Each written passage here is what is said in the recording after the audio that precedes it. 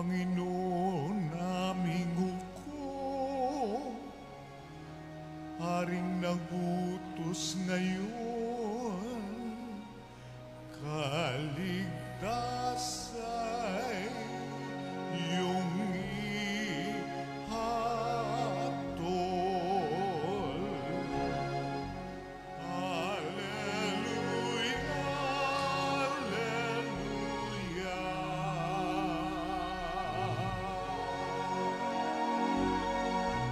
alleluia. Alleluia, alleluia.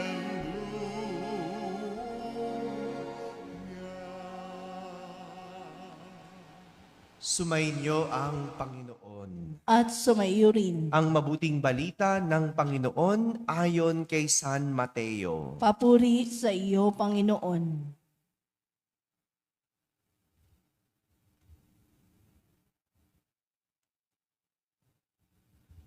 Noong panahong iyon, nilibot ni Jesus ang mga bayan at nayon at nagturo sa mga sinagoga. Ipinangaral niya ang mabuting balita tungkol sa paghahari ng Diyos at pinagaling ang mga may sakit, anuman ang kanilang karamdaman. Nang makita niya ang napakaraming tao, nahabag siya sa kanila sapagkat sila'y lito at lupaypay, parang mga tupang walang pastol. Kaya't sinabi niya sa kanyang mga alagad, sagana ang anihin, ngunit kakaunti ang mag-aani. Idalangin ninyo sa may-ari ng anihin na magpadala siya ng mga manggagawa sa kanyang anihin. Tinipon ni Jesus ang 12 alagad at binigyan ng kapangyarihang magpalayas ng masasamang espiritu at magpagaling na mga may karamdaman. Sila'y pinagbilinan ni Jesus. Hanapin ninyo ang mga nawawalang tupa ng sambahayan ng Israel. Humayo kayo at ipangaral ninyo na malapit nang maghari ang Diyos. Pagalingin ninyo ang mga may sakit at buhayin ang mga patay. Pagalingin ninyo ang mga ketongin at palayasin ang mga demonyo. Yamang tumanggap kayo ng walang bayad, magbigay naman kayo ng walang bayad. Mga kapatid, ang mabuting balita ng Panginoon. Pinupuri ka namin, Panginoong Hesukristo. Umupo ang lahat at makinig sa homilya. Magandang umaga po sa inyong lahat. Magandang umaga rin sa mga nasa barangay, sa mga nasa tahanan na nagsisimba via online at sa lahat ng nasa abroad. Kasama kayo sa aming banal na pagdiriwang dito sa ating parokya. Yamang tumanggap kayo ng walang bayad, magbigay naman kayo ng walang bayad. Ito ang naging mensahe at kondisyon ni Jesus sa mga alagad niya na binigyan ng kapangyarihang magpalayas ng mga demonyo at magpagaling ng mga may sakit. Lahat ito ay dahil nahabag siya sa kanila sapagkat sila'y lito at lupaypay na parang tupang walang pastol.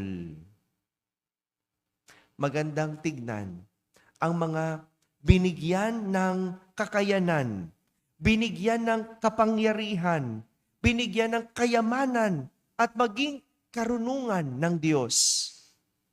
Ibinigay iyon hindi para sarilinin, kundi para ibahagi. Yun ang mensahe ni Jesus. Ang simple, hindi po ba? Hindi yon kakayanan para lang sa sarili. Hindi lang kapangyarihan para sa pinili.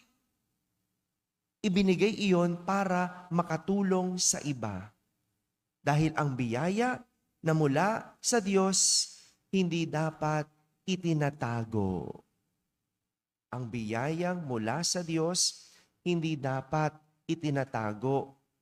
Ito yung kaakibat na misyon ng isang taong pinagkalooban. Ang ibahagi sa iba ang natanggap. Kaya nga, mag-ingat. Mag-ingat po kayo sa inyong paghiling o paghingi. Mag-ingat. Kasi yung hinihingi mo, yung hinihiling mo, kung sakaling ibigay man ito ng Diyos, hindi ibig sabihin biyaya yan para lang sa'yo. Meron niyang kaakibat na misyon. Binigay yan sa'yo para ibahagi sa iba. Kaya yung mga nagdadasal na sana pumasa sa board exam, hindi lang yan kabuhayan, hindi lang yan para sa sarili, kundi para yan sa iba. Yung mga hindi pa nurse, hindi pa teacher, hindi pa engineer, o hindi pa lawyer, ganun din ang doktor. Pag nagre-review pa lang yan, at pag malapit ang exam, dasal yan ang dasal, humihiling yan, humihingi, pero hindi lang yan para sa'yo. Tandaan mo, yan ay dapat ibahagi sa iba. Ganun din, anumang kayamanan ang ating nakamtan o inaasam, hindi lang yan para guminhawa, kundi para makatulong sa iba. Kaya, mahirap maging mayaman. Kasi ang pagiging mayaman, mas mataas ang inaasahan sa iyo. Kasi ibinigay yan, pinagkaloob yan, hindi para itago. Hindi para lang sa iyong sarili. Ang hamon sa iyo, paano yan ibabahagi? O kaya, di ba, ano pa yung madalas na dasal natin? Kalusugan, di ba? Dasal-dasal tayo, no, Lord, sana maging malusog ang aking pamilya. Hindi lang yan lakas para sa iyo, kundi ang hamon, paano mo yan gagamitin sa buhay. Mga kapatid, sa bawat biyaya na ibinibigay, may katumbas itong misyon na nagbibigay buhay. At ito yung totoong diwa ng Pasko na ating iniintay.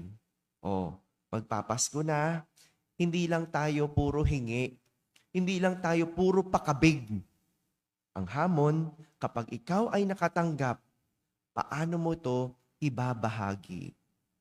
Paano ito makakatulong sa iba? Yan ang problema. Dahil marami sa atin, ganid. Ano yung ganid? Gusto lang puro pakabig. Walang gustong magbigay. Kaya tignan mo, kaya magulong Pilipinas. Bakit? Kasi gusto lahat kubrahin. Pero walang gustong magbahagi. Kapangyarihan na, ayaw pang ibahagi sa iba. Gusto sila lang.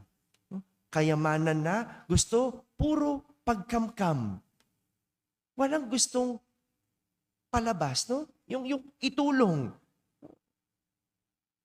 Ayun ang problema. Pero ang maganda rito, nag-iintay lang ang Diyos. Yamang ikaw ang tumanggap, ikaw rin ay magbigay ng walang bayad. Yun ang magandang paalala sa atin. Sa tuwing tayo ay may tinatanggap, sa tuwing tayo ay mayroong tinatanggap na biyaya, ang paalala at hamon ni Jesus, yamang tumanggap kayo ng walang bayad, magbigay naman kayo ng walang bayad. Amen? Amen.